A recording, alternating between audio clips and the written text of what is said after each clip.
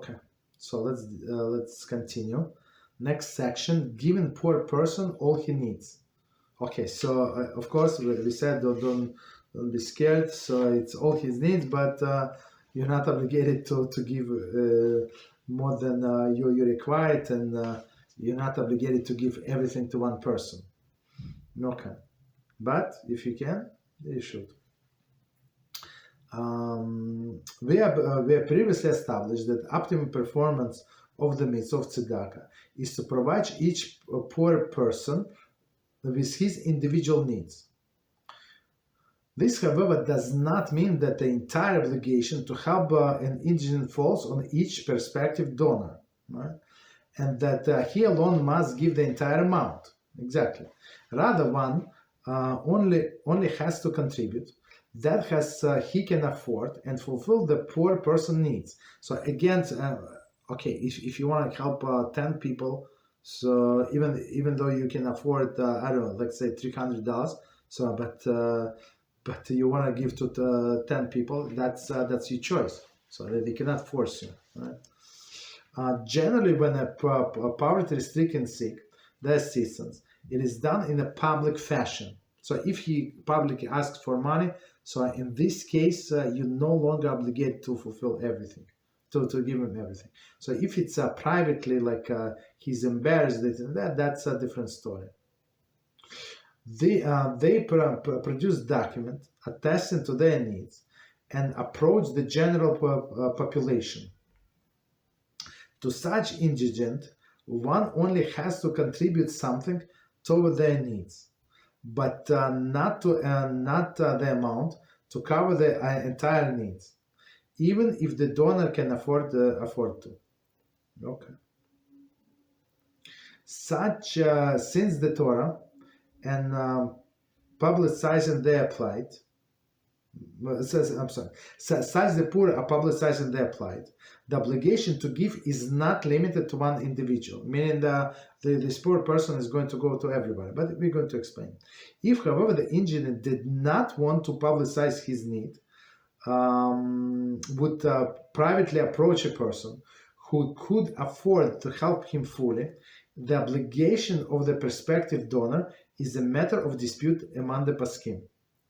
Some maintain that he is only obligated to donate an amount toward the indigent needs, and he may suggest the poor man publicize the situation in order to achieve his total goal. Others, however, maintain that since the indigent approaching him privately and is not prepared to go to the general population, he cannot be forced to do so.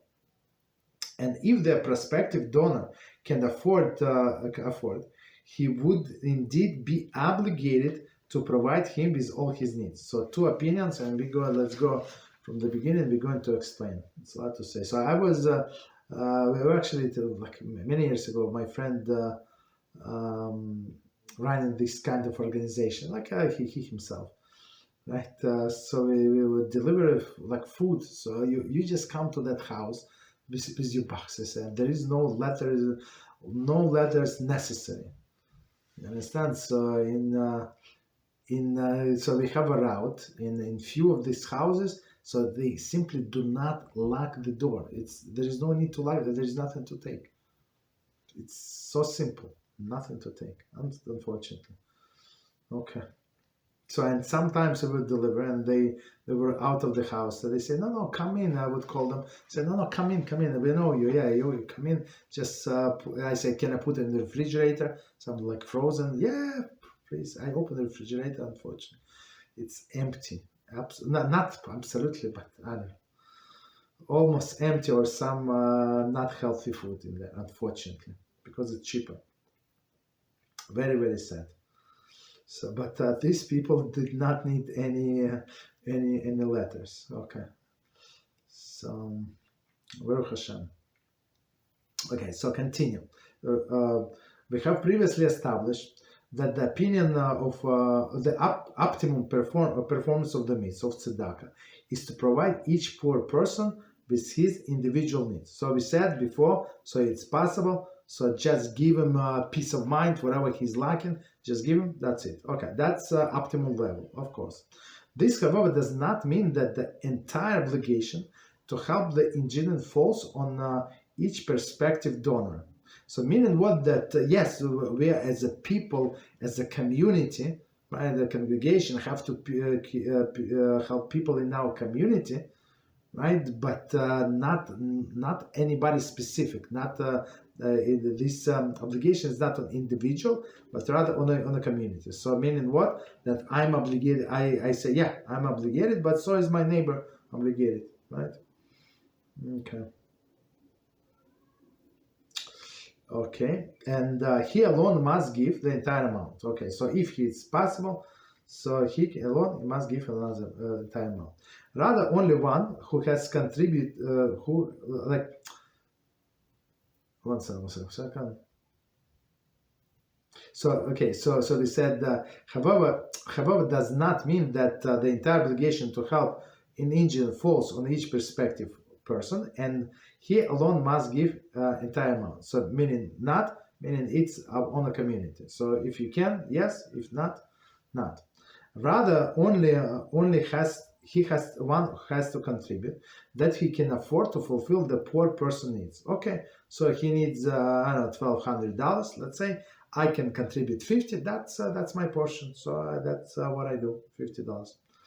Generally, when the poverty-stricken seek assistance, it is done in public fashion. So if he goes from the door to door, so these people that this organization help and we deliver the food,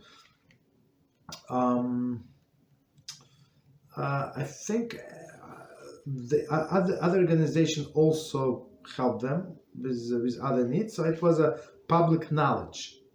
So we would deliver only once on Sunday. I had told my friend I need a chesed run, so he gave me the Sunday and he gave me a route, right? But sometimes I saw the boxes from different organizations. So meaning that their plight was actually public knowledge. So it's not only this my friend charity, but somebody else also was working helping them.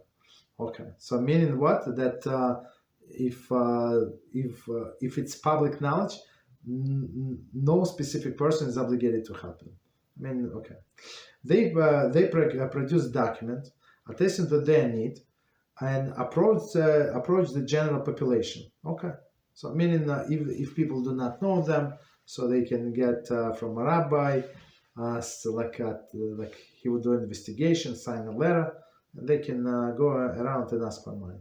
In such indigent, one only has contributed something toward their needs, right? But not the amount to cover the entire needs, right? Why? Because now this person went public, so and other people would also be obligated to help him, even if donor can afford to, right? So even you can afford to, but he goes from door to door, from in the shuls, collects money. So okay, give him whatever you want. Since the poor publicized their plight, the obligation to give is not limited to one individual. Okay, so you can give whatever you want. If, however, the indigent who did not want to publicize their need, so meaning he's trying to preserve his dignity, right? Needs privately approach the person who can afford to help him fully, right? Maybe some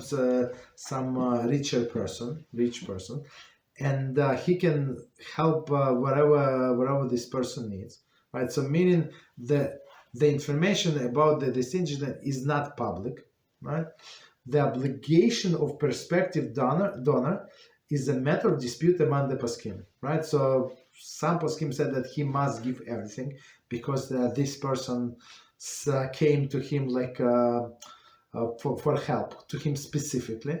Other people say no, right? He can go to other people. He can go public, right?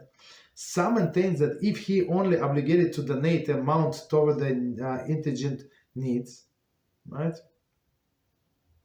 And he may suggest the poor person to publicize the situation in order to achieve the total goal. So I mean, of course, it's tough. Like a person, like he came to you, right? He came to me personally and asked me for this amount of money, and I tell him, okay, here's $20, and go ask and go like procure yourself a letter from a rabbi and go door to door. It would be a little, I don't know.